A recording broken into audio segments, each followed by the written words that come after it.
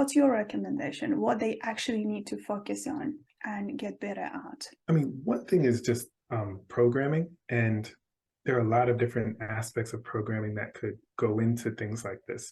So in programming, I think of this as something you really have to practice, practice, practice. Some areas of AI, especially involving proofs and things like that, can be very math heavy. Definitely a discrete mathematics course is essential to being able to work with computers.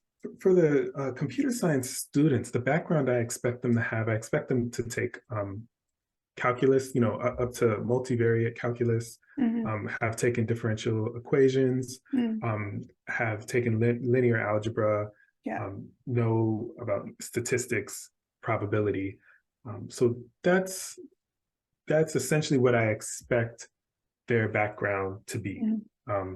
I think a lot of it is just being a little bit clever, and just a little bit creative. Sneak around the fact that if you just approach this problem head on, it's just not going to work because something is just going to grow exponentially or, with its size or something like that. So you kind of have to sneak around that, sneak around this.